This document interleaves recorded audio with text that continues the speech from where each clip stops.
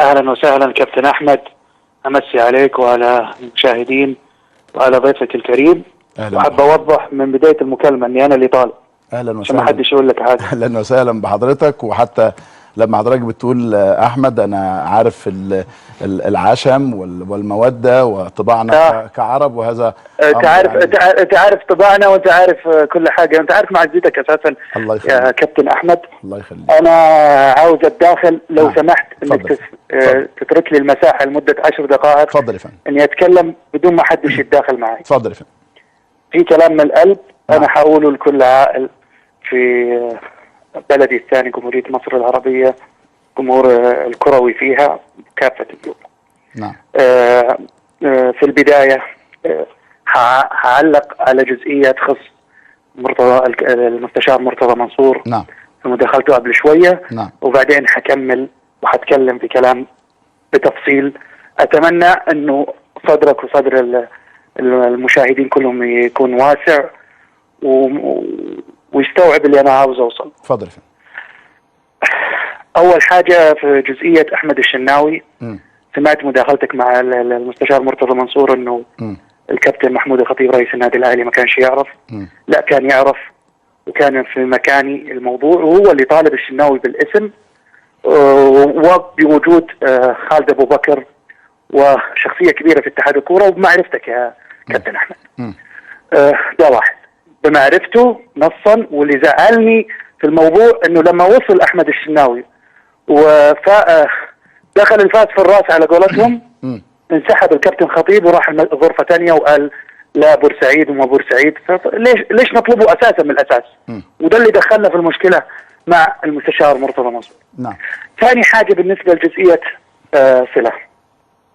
جزئيه صله تدخلت جهات نكون لها كل الاحترام والتقدير في جمهوريه مصر العربيه.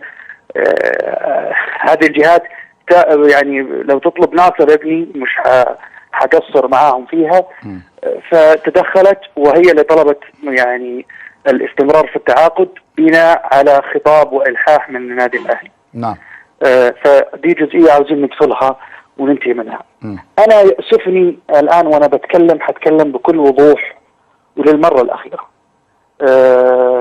تركي آل الشيخ لا يتعرض لاي نوع من انواع الابتزاز او اي نوع من انواع الضغط او تغيير الكلام او قله الادب، لا في الاعلام ولا في السوشيال ميديا. في جزئيه يا كابتن احمد، لما يزج باسم نادي بيراميدز وباسمي اليوم في صفقه ازارو، مشكله اللي انا اقدر اعتبرهم دلوقتي عصابه موجوده في اداره النادي الاهلي. بلاش كلمه عصابه الله يخليك عشان خاطري، معلش لازم. لا لو سمحت يا احمد، لو سمحت معلش برضه ناديه ودول اساتذه الناس لهم كل احترام وتقدير ولهم كل معزه. خلاص انت اتفضل يا فندم. بس أحمد انا اتفضل احمد اتفضل.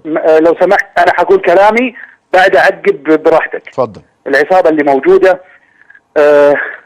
في ظل وجودي انا رئيس فخري وقبل ما انسحب كانت حاطتني شماعه لاغلاطهم. في صفقه صلاح محسن اللي احزنهم اني خلصتها عن طريقك، وانت كان لك دور رئيسي فيها لحبك في النادي الاهلي. مش عاوز ادخل ناس جالسه 30-40 سنه تتدخل في الصفقات بطريقه غير يعني انا شفتها غير مفيده. النادي كان محتاج لاعب، اللاعب حيجي، انت كان لك تواصل مباشر معاه وانت اللي انهيت الصفقه يا كابتن احمد، صح ولا لا؟ نعم. نرجع للتاريخ. انت ما كنت الشخص الرئيسي في انهاء صفقه صلاح محسن. نعم. ولا لا؟ نعم. يعني كان ليا دور. اتفضل يا فندم.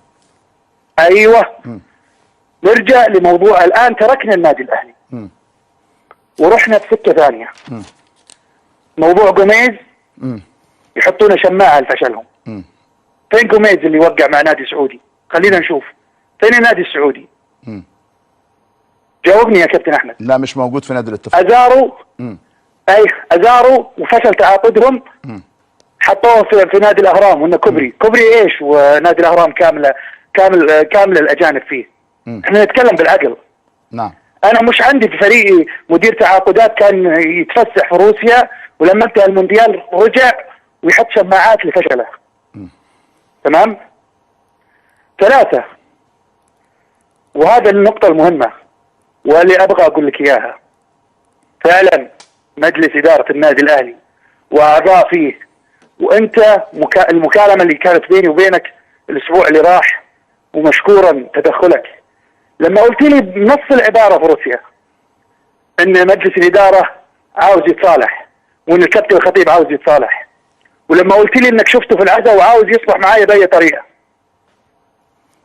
وهذا كان رد فعلهم في استقبال مكالمتك، وهذا ديدنهم أساسا. طيب مجلس الإدارة هذا ليش كل أعضاءه من تحت لتحت بيكلموني وبيتواصلوا معي وبيتواصلوا مع أشخاص عندي؟ أنت عارف إيش المشكلة؟ أنهم بيصدروا الكابتن محمود الخطيب اللي للأسف علاقتي فيه مميزة، وأنا فعلا فعلا فعلا فعلا يعني إيش أقدر أقول لك، متأسف أن هالشيء صار بيني وبينه، لأنه هو مغلوب على أمره أو متضحك عليه.